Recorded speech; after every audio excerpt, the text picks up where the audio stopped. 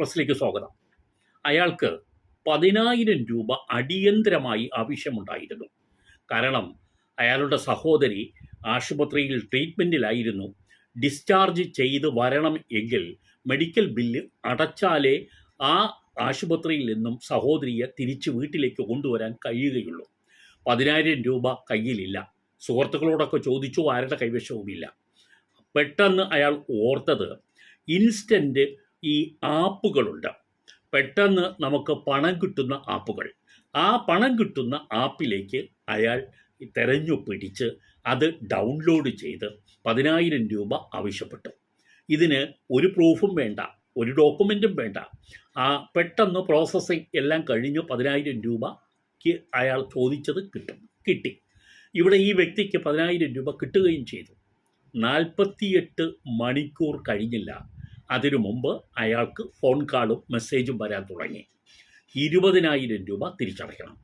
10,000 രൂപ എടുത്തിട്ട് 2 ദിവസം പോലും തികഞ്ഞിട്ടില്ല. 20,000 രൂപ തിരികെ അടയ്ക്കണം എന്നുള്ളതാണ് ഇയാൾക്ക് വന്ന ഫോൺ കാളിൽ. ഒരു ഫോൺ കാളല്ല, പല ഫോൺ കാളുകൾ പല നമ്പറിൽ നിന്നാണ് ഇയാൾക്ക് വന്നത്. മെസ്സേജുകളും വരാൻ തുടങ്ങി. ഇയാൾ മറുപടി കൊടുത്തു, ഇപ്പോൾ എനിക്ക് തരാൻ നിർവാഹമില്ല. നിങ്ങൾ അതൊന്നും തന്നെ ആദ്യമേ പറഞ്ഞില്ലല്ലോ. 10,000 രൂപ തന്നു കഴിഞ്ഞാൽ എനിക്ക് കുറച്ച് സാവകാശം വേണം. പക്ഷേ ഒരു നിവൃത്തിയുമില്ല. ഇയാൾ ഫോൺ കട്ട് ചെയ്തു. അടുത്ത നിമിഷം ഇയാൾക്ക് പലയിടങ്ങളിൽ നിന്നും ഫോൺ കാൾ ഇങ്ങോട്ട് വരികയാണ്. അത് ഇയാളെ കുടുംബത്തിലുള്ളവരും സുഹൃത്തുക്കളുമൊക്കെ ഇയാളെ വിളിക്കുകയാണ്. എടാ, നിൻ്റെ ഫോട്ടോ ഇതാ ഞങ്ങൾക്ക് വാട്സാപ്പിൽ വന്നിരിക്കുകയാണ്. നീ ഒരു തട്ടിപ്പുകാരനാണെന്ന് പറഞ്ഞിട്ടുള്ള ഫോട്ടോസാണ് വന്നിരിക്കുന്നത്.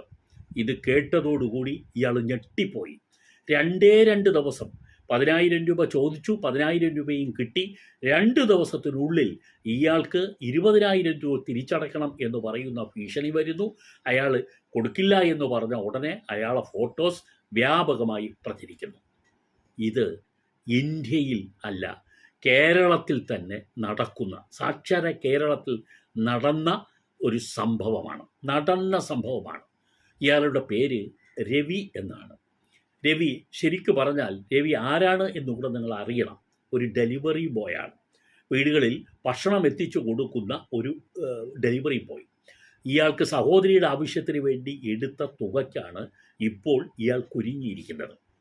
പിന്നീടും വരുന്ന ഭീഷണികൾ ഇത് എന്നുള്ളത് ആയതുകൊണ്ട് പിന്നീട് ഇയാളെ മോർഫിൻ ചെയ്ത ഈ ചിത്രങ്ങൾ കൂടി വരും. ഏതെങ്കിലും പെൺകുട്ടികളുമായി ചേർന്ന് നിൽക്കുന്നതും കിടക്കുന്നതും ഇരിക്കുന്നതുമായിട്ടുള്ള വൾഗർ പിക്ചേഴ്സ് ഒരെണ്ണം ആദ്യം ഇയാളെ ഫോണിലേക്ക് വന്നു. ഉടൻ അയാൾ എന്ത് ചെയ്തു എന്നുകൂടി അറിയുക. അയാൾ ഉടനെ തന്നെ പോലീസിനോട് ബന്ധപ്പെട്ടു, പരാതി കൊടുത്തിട്ട് പോലീസ് അപ്പോൾ തന്നെ ആക്ഷനിലേക്ക് നീങ്ങി. തുടർന്ന് ഇയാൾക്ക് മെസ്സേജോ കാളോ പിന്നെ വന്നിട്ടുമില്ല. ഈ തുക പിന്നെ അതിനെ സംബന്ധിച്ച് അയാൾക്ക് കൊടുക്കേണ്ടി വന്നില്ല എന്ന് പറയുന്നില്ല. പിന്നീട് ഇയാൾക്ക് ലീഗൽ നോട്ടീസുകൾ വരാൻ തുടങ്ങി. നിങ്ങൾ അറിയേണ്ട ഒരു പ്രധാനപ്പെട്ട കാര്യമാണ് ഇതിനകത്ത് ഒളിഞ്ഞിരിക്കുന്ന സൈബർ ക്രൈം. ചതിക്കുഴി എന്ന് പറയും, സൈബർ ചതിക്കുഴി എന്നുള്ളത് വ്യാപകമാണിത്. ഇത് നിങ്ങളുടെ അശ്രദ്ധ കൊണ്ട് നിങ്ങൾക്ക് പണത്തിന് ആവശ്യം വരാം. എല്ലാവർക്കും പണത്തിന് ആവശ്യം വരും. പക്ഷേ പണത്തിന് ആവശ്യം വരുമ്പോൾ നമ്മൾ ചാടി വീഴുന്നത് ചതിക്കുഴികളിൽ ആകരുത് എന്നുള്ളതാണ്. ദിനം പ്രതി പലരും ഈ ചതിക്കുഴിയിൽ വീഴുന്നുണ്ട് എന്നുള്ളതാണ്.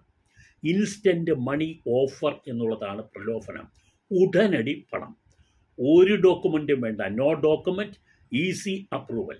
ഇതിൻ്റെ പിന്നിലുള്ള ഈ സൈബർ ക്രിമിനൽസിൻ്റെ നീക്കം അറിയാതെ പലരും ഇത് ചെയ്യും. ഇത് എവിടെ നിന്നാണ് ഇത് ചെയ്യുക എന്ന് പറഞ്ഞാൽ നേരെ പോയി ഈ ആപ്പ് ഡൗൺലോഡ് ചെയ്യും എന്നുള്ളതാണ്. ഈ 10,000 കിട്ടുമെന്ന് കാണിച്ചുകൊണ്ട് തന്നെയാണ് ഇവരുടെ പരസ്യം വരുന്നത്. 10,000 രൂപ ഉടൻ കിട്ടും, no document, no process, easy approval, ഇതെല്ലാം കാണിച്ചു കൊണ്ട് വരുമ്പോൾ വീഴുകയും ചെയ്യും. അപ്പോൾ ഇത് ഡൗൺലോഡ് ചെയ്ത് കഴിഞ്ഞാൽ പിന്നീടാണ് ഈ തരത്തിലുള്ള കുഴപ്പങ്ങളിലേക്ക് പോവുക. അവർ എന്ത് ചോദിക്കും? നിങ്ങളെ കോണ്ടാക്റ്റ് പെർമിഷൻ ചോദിക്കും. നിങ്ങളുടെ ഫോട്ടോ, ഗാലറി, ഇതിലൊക്കെ തന്നെയുള്ള ആക്സസ് അവർ ആദ്യമേ പണം 10,000 രൂപ തരുന്നതിന് മുമ്പ് തന്നെ അവരാവശ്യപ്പെടും. നിങ്ങൾ പണത്തിൻ്റെ അത്യാവശ്യം കൊണ്ട് ഇതിനെല്ലാം നിങ്ങൾ ഈ അപ്രൂവൽ കൊടുക്കുകയും ചെയ്യും, അനുവാദം കൊടുക്കും. ഈ കൊടുക്കുന്ന അനുവാദമാണ് അവർ ദുരുപയോഗം ചെയ്യുന്നത് എന്നുള്ളതാണ്. ഇത് ശരിക്കും ഇത്തരം ആപ്പുകൾ ഇവർ പബ്ലിഷ് ചെയ്യുന്നത് തന്നെ അൺഒഫീഷ്യൽ സ്റ്റോറുകളിൽ നിന്നാണ്. അത് ഗൂഗിൾ പ്ലേ സ്റ്റോറൊന്നും അല്ല. ചിലപ്പോൾ ഗൂഗിൾ പ്ലേ സ്റ്റോറിലും ഇത് കണ്ടു എന്ന് വരാം. അതിൻ്റെ താഴെ കുറേ റിവ്യൂസ് ഉണ്ടാകും. ഈ റിവ്യൂസ് എന്ന് പറഞ്ഞാൽ ഫേക്ക് റിവ്യൂ ആണ്. ഞങ്ങൾ അപേക്ഷിച്ച ഉടനെ കിട്ടി, ബുദ്ധിമുട്ടില്ലാതെ കിട്ടി എന്നൊക്കെ പറഞ്ഞ് എവർ തന്നെ ഇടുന്ന റിമാർക്സുകളാണ് നിങ്ങൾ അതിൻ്റെ കോളത്തിൽ കാണുന്നത്. അത് മുഴുവൻ ഫേക്കാണ് എന്ന് പറയുക. ഫേക്ക് റിവ്യൂ എന്ന് തന്നെ നിങ്ങൾ ആദ്യം മനസ്സിലാക്കിയിരിക്കണം. പെർമിഷൻ ചോദിക്കുമ്പോൾ നിങ്ങൾ ഇതെല്ലാം കൊടുക്കുന്നു എന്നുള്ളതാണ് നിങ്ങളെ അവരെ ചതിക്കുഴിയിൽ വീഴ്ത്തുന്നത് എന്ന് മനസ്സിലാക്കുക. ചെറിയ തുക നിങ്ങൾ ചോദിച്ചാൽ കിട്ടും. ചെറിയ തുക അവർ തരും. അവർക്കറിയാം ചെറിയ തുക തരികയാണെങ്കിൽ അതിൻ്റെ ഇരട്ടി അങ്ങോട്ട് ചോദിച്ചാൽ ഒരുപക്ഷെ നമ്മൾ എവിടെ നിന്നെങ്കിലും ഒക്കെ സംഘടിപ്പിച്ച് കൊടുക്കും. അങ്ങനെ പലരും കൊടുത്തിട്ടുണ്ട്. വീണ്ടും ഈ ഫോട്ടോസുകൾ വന്നു തുടങ്ങിയാൽ ബുദ്ധിമുട്ടാകും. പലപ്പോഴും മറ്റുള്ളവരുടെ മുമ്പിൽ അപമാനിതനാകും എന്ന് കരുതി പലരും ഇത് ചെയ്യുന്നുണ്ട്. ചെയ്ത് കഴിഞ്ഞാൽ ഇത് അവരെ സംബന്ധിച്ചിടത്തോളം കൂടുതൽ ആളുകളിലേക്ക് പോകാൻ ഇടയുണ്ടാക്കും. അവരെയൊക്കെ ക്യാൻവാസ് ചെയ്യുന്നതിന് ഇടയാക്കും എന്നുള്ളതാണ്. നിങ്ങൾ ചെയ്യാനുള്ള കാര്യം എന്തൊക്കെയാണെന്ന് പറഞ്ഞു തരാം. ഒന്ന്, നിങ്ങൾ ഈ ആപ്പ് ഡൗൺലോഡ് ചെയ്യുന്ന സമയത്ത് അതിനു മുമ്പ് ആപ്പ് നിങ്ങൾ ഒന്ന് ചെക്ക് ചെയ്യണം. ആരാണ് അതിൻ്റെ ആൾ എന്നുള്ളതൊരു നയം ആൻഡ് റിവ്യൂസ് എല്ലാം നിങ്ങൾ ക്ലിയറായി ഒന്ന് പരിശോധിച്ചിട്ട് മാത്രമേ ഡൗൺലോഡ് ചെയ്യാവൂ. ചെയ്യുകയാണെങ്കിൽ നോ ആക്സസ് ടു ഓൾ നമ്മുടെ ഫോട്ടോസ്, കോണ്ടാക്റ്റ് നമ്പർ ഒക്കെ തന്നെ നിങ്ങൾ കൊടുക്കുകയേ ചെയ്യരുത്. പെർമിഷൻ കൊടുക്കരുത്. അങ്ങനെ ആണെങ്കിൽ ഒരു പരിധി വരെ നിങ്ങൾ രക്ഷപ്പെട്ടേക്കും. രണ്ടാമത്, നിങ്ങൾ ഇത്തരം ആപ്പുകൾ ഡൗൺലോഡ് ചെയ്യുമ്പോൾ നിങ്ങൾ ചെയ്യേണ്ട ഒരു പ്രധാന കാര്യം നവി എന്ന് പറയുന്നതും അതേപോലെ പേടിഎം എന്ന് പറയുന്നതുമായ ആപ്പുകൾ അല്ലെങ്കിൽ ബാങ്ക് ആപ്പുകൾ മാത്രം വിശ്വസനീയമായതുകൊണ്ട് പ്ലേ സ്റ്റോറിൽ നിന്ന് തന്നെ നിങ്ങൾ ഡൗൺലോഡ് ചെയ്യും. അതൊക്കെ ഒഫീഷ്യൽ ആപ്പുകളാണ്. ആ ഒഫീഷ്യൽ ആപ്പുകളിൽ നിന്നും നിങ്ങൾക്ക് ഇതുപോലെ ഇൻസ്റ്റൻറ്റ് ലോൺ എടുക്കാം. അത്യാവശ്യമായ ഘട്ടത്തിൽ ഇത് എടുക്കാം. നിങ്ങൾ അതും മനസ്സിലാക്കിയിരിക്കുക. ഇനി ഇത്തരം തട്ടിപ്പ് വന്നു കഴിഞ്ഞാൽ ആദ്യം ചെയ്യാനുള്ളത് cybercrime.gov.in എന്ന ഈ സൈറ്റിലേക്ക് നിങ്ങൾ കംപ്ലൈൻ്റ് അയക്കുക. രവി അതാണ് ചെയ്തത്. രവിയെ സംബന്ധിച്ചിടത്തോളം അതാണ് രവിയെ സേഫ് ആക്കിയത്. നിങ്ങളും അത് തന്നെ ചെയ്യണം എന്നുള്ളതാണ്. കംപ്ലൈൻറ്റ് ഫയൽ ചെയ്യണം എന്നുള്ളതാണ്. മാത്രമല്ല, നിങ്ങൾ ചെയ്യാനുള്ളത് ഇത്തരം എന്തെങ്കിലും അനുഭവം നിങ്ങൾക്ക് സംഭവിച്ചു കഴിഞ്ഞാൽ നിങ്ങളുടെ വാട്സാപ്പ് ഗ്രൂപ്പിലും മറ്റുമൊക്കെ പറ്റുമെങ്കിൽ ഫേസ്ബുക്ക് ഉൾപ്പെടെയുള്ള സോഷ്യൽ മീഡിയ പ്ലാറ്റ്ഫോമുകളിൽ നിങ്ങളുടെ അനുഭവം നിങ്ങൾ പങ്കുവെക്കുകയും വേണം. നാളെ ഒരാൾ ഈ ചതിക്കുഴിയിൽ വീഴരുത് എന്നുള്ളതാണ്.